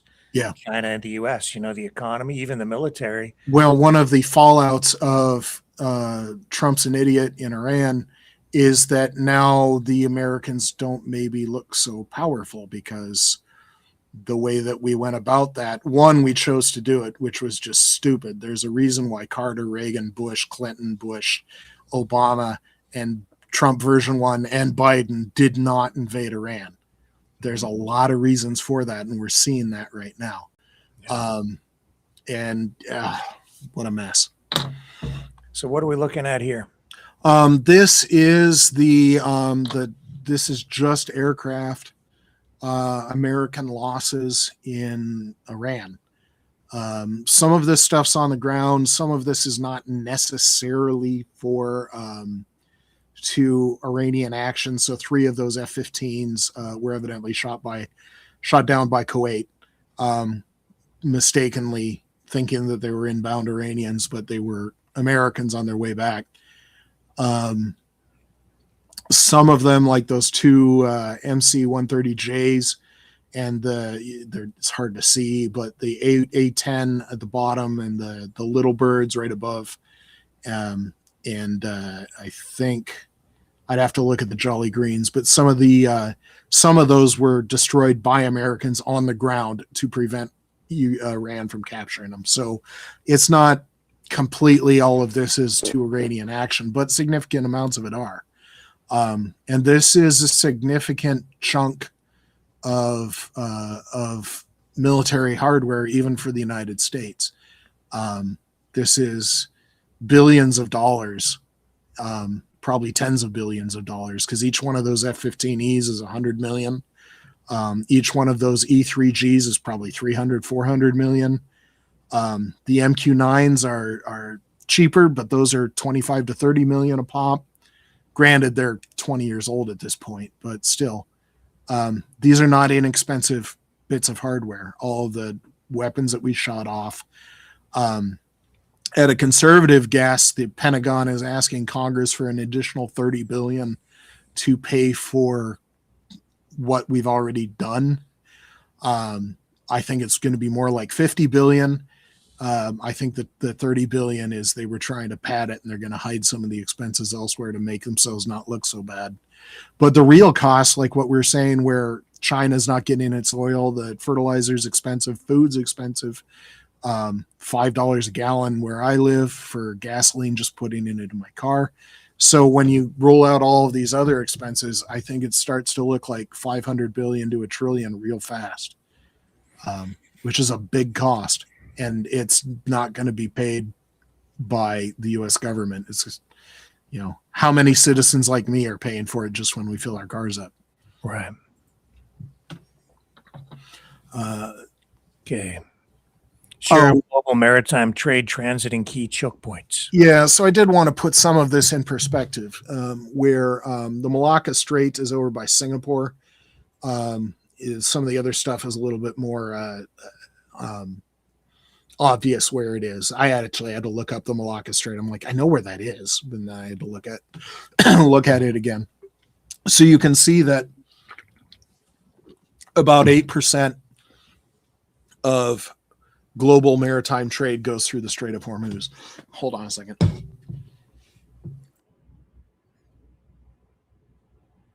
Sorry, some pollen's getting to me. But that doesn't necessarily tell the whole story, because most of the Strait of Hormuz is oil, and a lot of the rest of it is not. So I didn't find a graph on how much of the world's oil goes through the Strait of Hormuz, but it's a lot.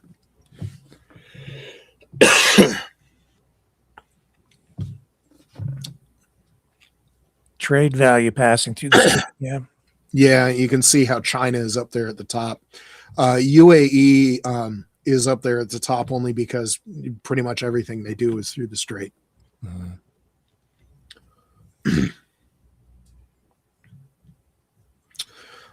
This I brought up because that blue bottom line is where the ships used to go, but Iran started choking that off, attacking ships there, dropping mines, forcing the ships to go further and further north and closer to Iranian territory, which puts them in closer range of Iranian weapons.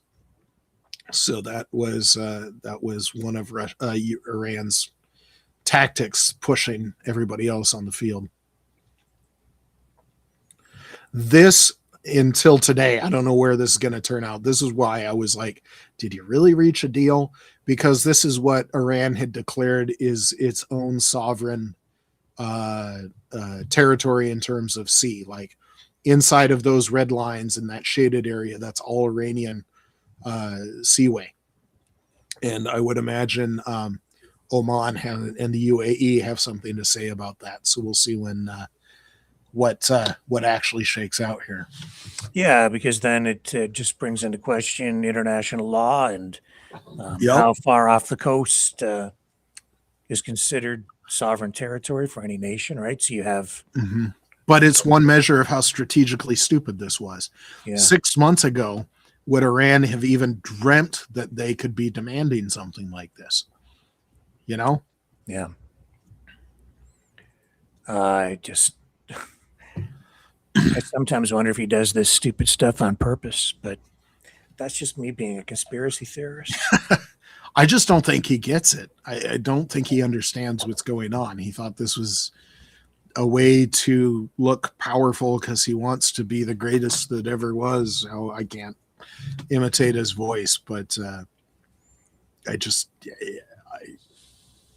I'm a little bit at a loss on how this could possibly make sense. Because it really, if on any sane level, it just hasn't made any sense. It doesn't. It hasn't. And this is despite so I don't know if I mentioned this last time I was on, but Hegseth was big, and this is a relatively common thing for veterans of Iraq and Afghanistan in the U.S. And this goes all the way back to Vietnam, where some fools think that the rules of engagement are what prevented us from winning.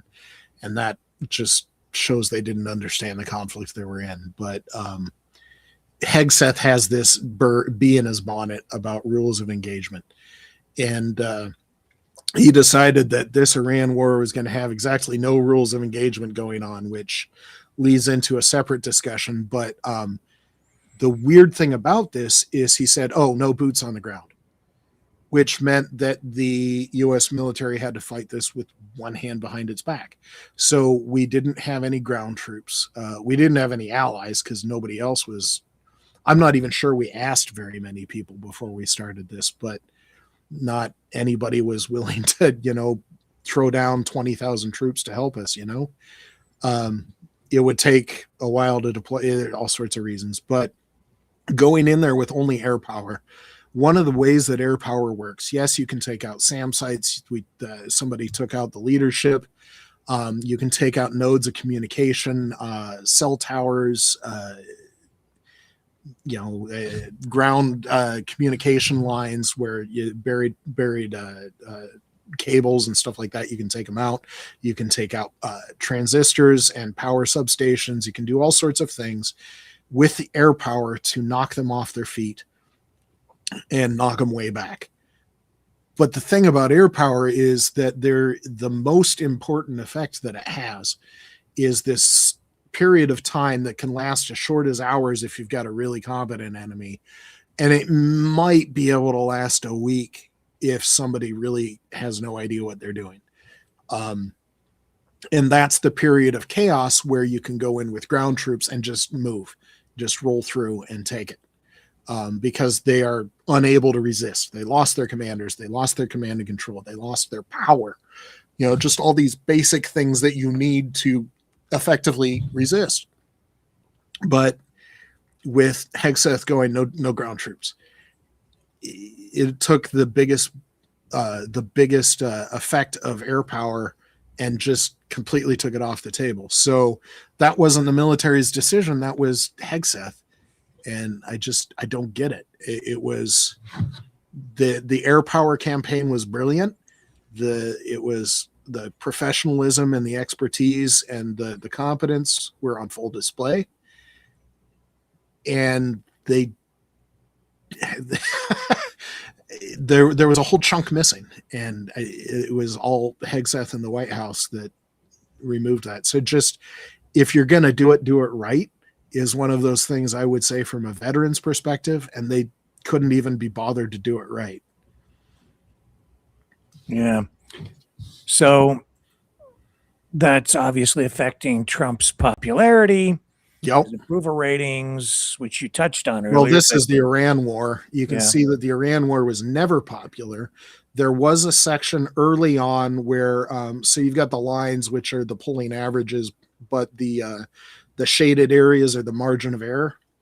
And you can see early on that the margin of error was actually overlapping, so that it was statistically possible that the more Americans actually approved than disapproved, because the margin of errors were actually overlapping. But you can see when that white area started to open up, a lot of the questioning and the answers and the polling would have to be so wrong for that to not be an accurate measure of what's going on. You can see that in the other polling thing with Trump. Yeah. So here's his approval rating. Disapprove, 58%. And this actually had gone up the disapproval had gone, the approval, I'm sorry, the bottom number had actually gone up. It had been a couple of tenths of a percentage lower just yesterday or day before. But you can see where, again, the overlapping margin of error that lasted through what, early October, maybe mid-October, maybe end of October there. And the white area just started opening up on Trump's presidency, where there's no, this is more or less where Trump was at the end of his first term, right after the 6th of January insurrection, where he was so deeply unpopular that 8 or 9 Republican senators voted to remove him from office, voted to convict him of the impeachment. People say, well, the Congress didn't remove him. The Senate didn't convict him, but that was in American history. Impeachments are fairly rare. That was by far the most bipartisan impeachment in American history, and Trump is at the same approval as he was then. He's deeply, deeply unpopular in the United States. Yeah, well, there are pretty strong feelings in a lot of places, even up here in Canada. Mm-hmm. Or the recent visit of the governor of Louisiana to Greenland. I don't know why they thought that was a good idea, but that seems to be a recurring theme. Why did you think that was a good idea? Yeah, I saw he tried to hand out MAGA merchandise, and he was met with, I don't want this, to go home, to a couple of middle fingers. So, yeah. I wish it would just stop. There was one incident where a Greenland kid, the governor of Louisiana was saying to the Greenland kid, and he's like, the kid had no idea who this guy was. And he was like, kid's like, are you famous? And the governor was like, yeah, you want me to take a picture with me? And the kid said, no. Good job. Yeah. Yeah. If I was a parent, I'd be proud of that kid. Wow. So I am seeing that we have confirmation. U.S. Secret Service did shoot and killed. They shot and killed this apparent gunman who is said to have opened fire on officers at this security checkpoint. And of course, we've had the White House locked down as a result of that. And it looks like the incident took place at a checkpoint at 17th Street and Pennsylvania Avenue, Northwest. All right, 17th and Pennsylvania, huh? I got to look that up. I don't know if we have a map here or not. Maybe find it on Google Maps. Yeah, Lafayette, I'm seeing it. It was about between, it depends on how you count it. It was a block or two, and who knows where the actual incident took place. Didn't they say near that 17th in Pennsylvania? Well, it said it was at a Secret Service checkpoint at 17th Street and Pennsylvania Avenue. So it would be at that intersection. Yeah, so that explains why, because that's a block or two from the actual White House. I had Google Maps opened up, but that explains why. I was like, yeah, that's not close. So it says he pulled a gun out of a bag and fired at officers. I have to wonder, this is suicide by cop kind of a thing. Like what's the point? What's the motivation? Why would you do that? I don't see how that remotely makes any sense whatsoever, because the White House is going to be crawling with Secret Service just in, normal, safe, we're lazy kind of times. Yeah. And there's going to be several dozen, at a minimum, Secret Service agents patrolling the White House at any given time. And like one guy going up to a checkpoint, that strikes me as crazy suicide by cop time.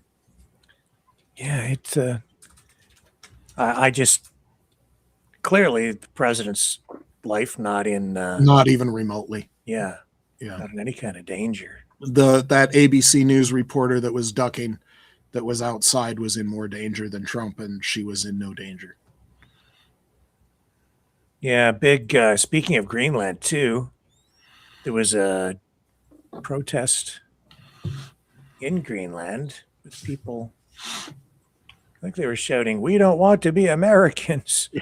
I heard there were some that were saying "go home" if it was the same protest, but it might be a different one. Yeah, I have video here. This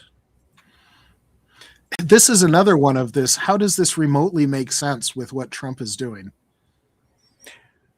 It does if you look at this whole here's the thing, carving up the world into spheres of dominance. It makes sense. But the thing is that we already had full access to Greenland.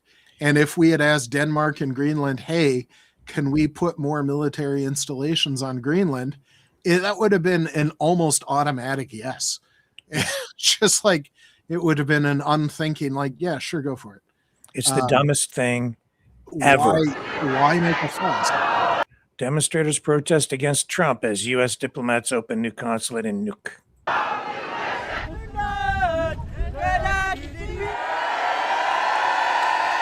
I have arranged it precisely because the new consulate opens today and there will be coverage from the US. So the purpose is to make the American people understand that Greenland is a democratic country, and in a democratic country, no means no. Well, Trump doesn't understand that. He grabs life by the you-know-what. Yeah. Well, if that consulate opened today, that started construction under the Biden administration. That didn't get built in a year. Have we ever had a president that went around picking fights with allies? Close friends? Yeah, it doesn't make sense. We've had like the warmest relationship with both Greenland and Denmark for decades. It's like, how on earth would picking a fight with Greenland? That's what I was saying, is that instead of being a jerk about it, if you just said, hey, would you mind if we did this? They would have been like, sure. That's what I've been saying about the 51st state stuff from the beginning. I was like, if he had said, hey, would you like to be part of would you like to be the 51st state? I might have said, okay. But when he's sitting down there doing it the way that he's doing it, in a very coercive, aggressive manner, saying, we don't need anything you have. And I'm like, F off. Yeah. But it's weird. Mm-hmm. Very, very weird. That's okay. We'll get through it somehow. Lots and lots of tequila. I have family, relatives in the Detroit area, so I don't even want to say it. And the American-Canadian ties, the border was open. Did you even need a passport to go between Canada and the USA? No. I don't know if you do now, but you didn't in the past. You do now. You have to have a passport after 9/11. But before, it used to be show a driver's license and have a great day. That was it. All my whole life until 9/11. Then things changed. It was probably still not that big of a deal. No, it wasn't. For a long time, I would go over here's my passport. That was the only difference. It used to be a driver's license. Then it was a passport. Just show the passport. No big deal. Yeah, they'd ask a few standard questions, then wave you through. That's it. Yeah, the we're friends kind of a thing. I'm very Americanized. I grew up 2 hours from the Windsor-Detroit border. I lived in Windsor for over a decade. I used to go over to Detroit once a week, twice a week. Before your listeners and watchers want to string me up, there wasn't a whole lot of difference. I mean, America and Canada were so close. Captain Kirk was Canadian. I'm sorry that you inflicted some other artists on us, but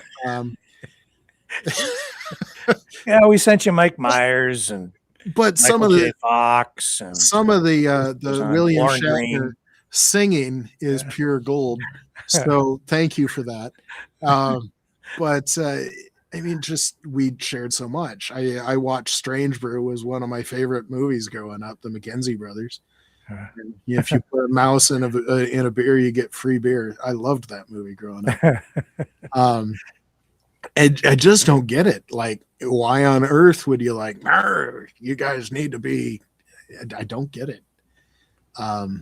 Unless it, yeah. I mean, there's some more conspiratorial stuff. Did he actually have a stroke last September?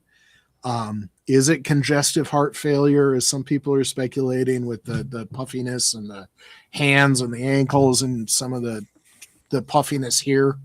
But without actually examining him, any of these doctors saying, well, maybe it's this, they didn't examine him. So it's just one of these speculative things. It's educated speculation, but it's still speculation. So did something happen? And this is just like, I got a limited time to live and I'm just going to do everything I possibly can. There's no rational explanation that's like, oh yeah, I understand why they're doing this, kind of a thing. Or like, once it's explained to me, I'm like, yeah, that actually does make sense. It wasn't obvious, but now it makes sense. I got none of that right now. I got nothing that's like, oh yeah, that makes sense. We're not even close to that right now. Yeah. Well, have we covered all the bases here tonight, or is there anything else that we need to touch pretty on? much. I did well, I don't know if it was a mistake, but I did read some of the comments over at Rumble. And a lot of them, okay, but there was one that we should touch on. Okay. Going back to Ukraine, where there's a lot of Russian claims that they're just BS. There might be a kernel of truth buried way deep in there, but it's BS once you get to the Russian claim kind of a thing. The one that actually has some legs is that Ukraine is still fighting over some corruption, and we just saw a couple of those things that hit. And so when people are like, okay, what about Ukrainian corruption? That is a valid question. The response is that Ukraine is actually dealing with it.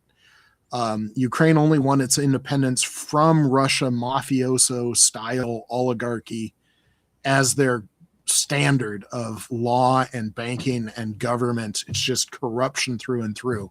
They only won independence from that in 2014, which means a lot of their institutions were just rife with the Russian style corruption. And this is one of those, this is just too cute by half, where the Russian propaganda is like, Ukrainian corruption. I'm like, where did that come from? Gee, I wonder. But there's been a couple of things where even recently where some people are like, yeah, this is not okay. There's been arrests. The bottom line is that Ukraine for 12 years now has been rooting out corruption, sometimes faster than others. The past 4 years have been incredibly rapid. This is one of the Tulsi Gabbard claims, where she was talking about Ukraine was outline one of the, she called it the Ukrainian Orthodox Church, but it was under the Russian Patriarchy of Orthodoxy, which a lot of the priests were Russian agents. They were giving targeting information, this, that, and the other thing. And so, yes, Ukraine does have corruption problems. The United States has corruption problems. The Canadians have corruption problems. Everybody has corruption problems. But Ukraine is really, really digging it out. They're going after it. Well, in fact, in order to get membership in the EU, that's been one of the conditions, is they were told you have to deal with your corruption problem, which a lot of it they did inherit from Russia because of the culture and the system of government that was there. Oligarchy. They had banks and lawyers and government offices, and everybody up and down military had to hire Western consultants. So like, how do you actually get this done? One of the things that Finland and Sweden had to do to join NATO, that Ukraine has more or less done about 90% of what they did, is taking the corruption out of their military, making sure that sergeants have real training, real authority, real competence. Officers are not corrupt. Officers actually have professional training and can actually do their job, as opposed to the head of the Russian military, Gerasimov, who's not a general. He's a mafioso clan head. Sergei Shoigu, who has been disappeared, I'm not even positive he's alive anymore, used to be one of the two heads of the military. He's gone, but he wasn't a general either. So, yeah, there's a lot of just up and down. Ukraine's been really rooting it out. And it makes sense that if you got a bad officer in a combat situation, this has been one of those things that Ukraine's like, okay, this guy's got to go. Yeah. They've In fact, come it was a long way in 4 years. Yevgeny Prigozhin, who was in a way at odds with it, because it was the military corruption that resulted in a lot of arms being diverted and funds for arms being diverted. And then he was pretty upset about not having the resources at the front line for the Wagner Group mercenaries. And he called a lot of that stuff out. And I think that's one of the contributing factors to his threatened or almost attempted coup attempt. And of course he was, and his later assassination. Yes. Yeah. So yeah, there's been a lot of people in Russia falling out of windows. Yeah. Or airplanes. Yes. Or airplanes in Prigozhin's case. Yeah. Yeah. So, yeah, I know. And you know, the Russian propaganda machine gets fired up, and it gets very focused even up here in Canada, because they want to undermine support for the war so that the funding stops. If they can stop all the funding, they'll win the war by default, because it'll neuter the military. You know, I'm not even sure they can anymore. When I was there, one of the reasons I was there was smoothing logistic supply chains and getting. So one of the problems in Russia that we're dealing with citizens that are not protesting is the person that you trust the least is the person right next to you, because Russia has a system of report your neighbor kind of a thing. If you see somebody getting out of line, well, report them to the Secret Service, the secret police. So Ukraine inherited that fear, that cultural fear, where one of the problems through 2023 and into 2024, it's better now, was you would have, so for instance, that cruise missile that I said, well, they had built it and designed it, what used to be an auto repair shop. It was not a big building. It was maybe 20 or 30 people that were working there. And they have 10,000 of those little things all over Ukraine, but they weren't talking to each other because of this fear that they inherited from being in the Russian and Soviet system. That was breaking down some of that. But Ukraine has solved some of those problems, even at that basic cultural level, where people are getting some crosstalk, some cross-fertilization, where somebody has an idea over here, which is a good idea, but doesn't really do anything until, you know, somebody over here, you combine those two ideas and all of a sudden things just go.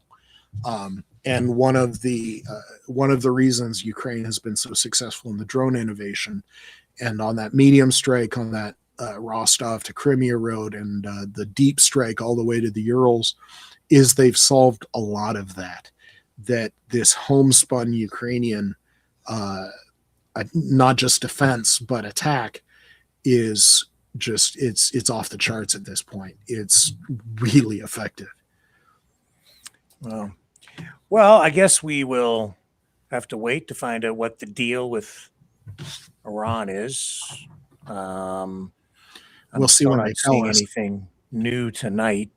Well, the reason that I really want this to end well. So this is not me saying it should continue, because it was just starting. It was stupid. But we've seen this before from the Trump administration. Well, they'll announce something on a Friday or a Saturday night. This is the Memorial Day weekend. I don't know if you have this in Canada, but this is a big federal holiday. We've got Monday off. It's like the unofficial start of the summer barbecue season. But Memorial Day is when we pay tribute to our fallen military people. And so they waited to Friday and Saturday on a long weekend to announce this, where a lot of people aren't even paying attention. So they call it burying it in the news cycle. So we've seen this before. How much do I actually trust that this is something real, or even something, if it's real, how much do I trust that it's something good? Because they buried it. Well, and other news going on that I just haven't even touched on. Possible big explosion, the threat of an explosion in California. Was that chemical plant thing? Yeah, or storage or whatever. 1,000 people evacuated from the surrounding area. That's huge. We haven't touched on the Ebola thing. Good thing that the U.S. withdrew from the World Health Organization. We dismantled all of our ability to detect, much less help. There's a direct through line that the complete cessation of American aid in these directions meant that this was not caught. It was already a bad epidemic before they even noticed it, because USA had withdrawn. The money was gone. The doctors were gone. The testing was gone. Everything was gone. Honestly, many of the things Trump was pushing, as part of his platform in Trump 1.0, and then carried over. Some of the things where I thought, okay, well, that sort of makes sense. If you pull out of the World Health Organization, maybe, there is a threat to your sovereignty in a sense, because you're, I guess, giving up some of your decision making to an international body. But in reality, as you dig into it further, you find out that it's really not true. And diseases don't know anything about international borders. They could care less about a line on a map.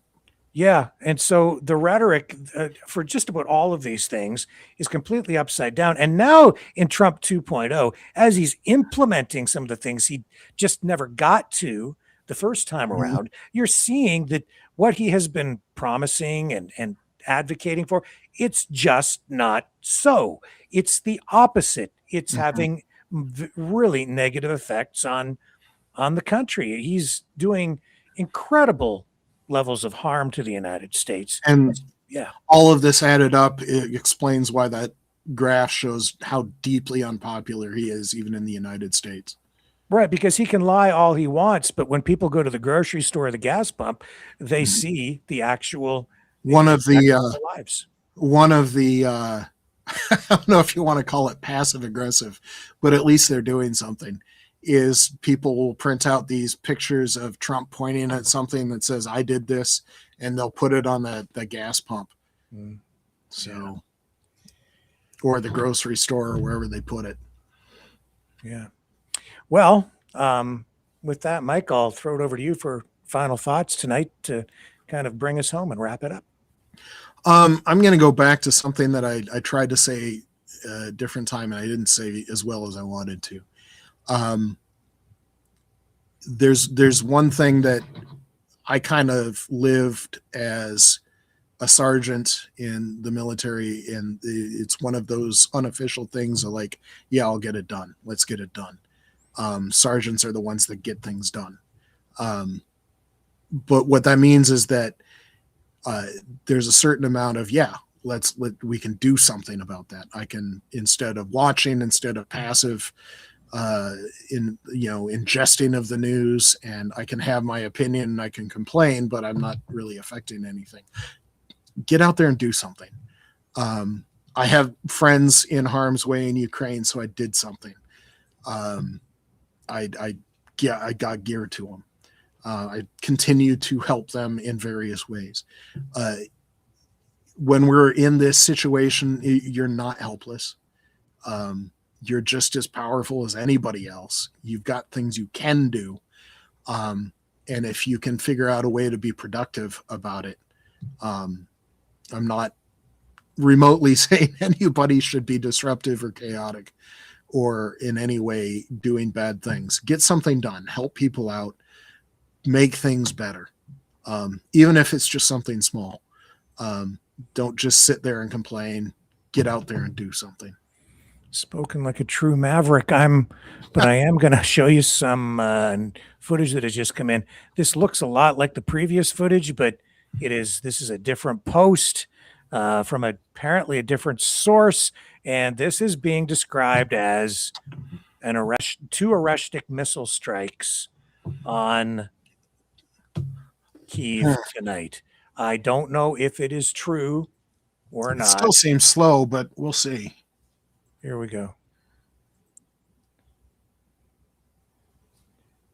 I mean, this is similar footage to what we saw. Yeah.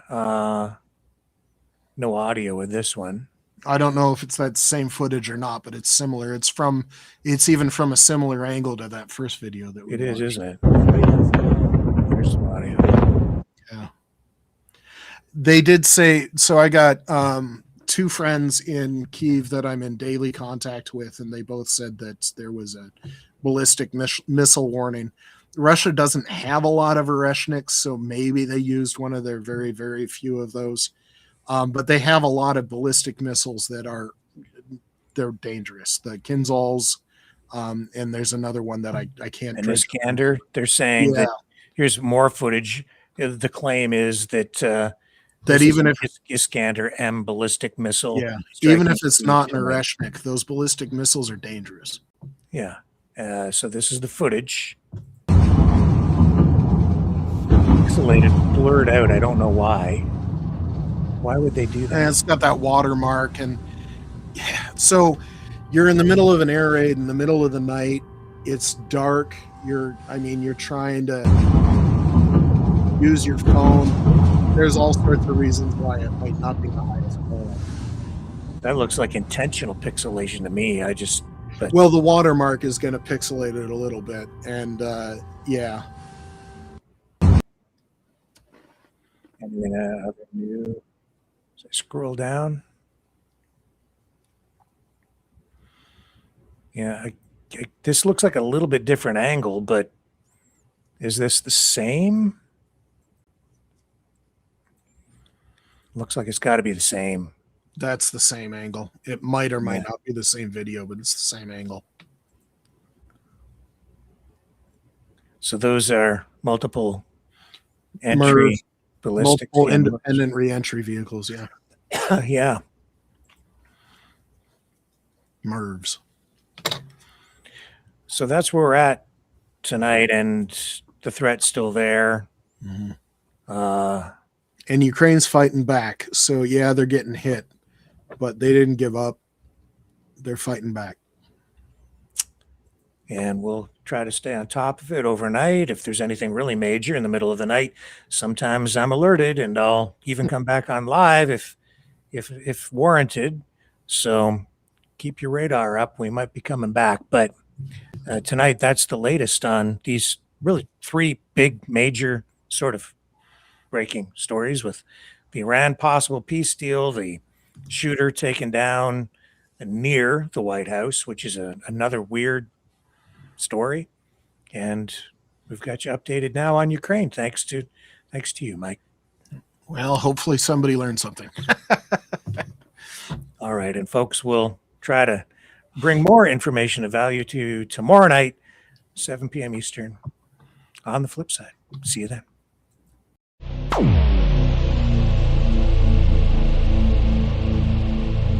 This has been a Maverick Multimedia production.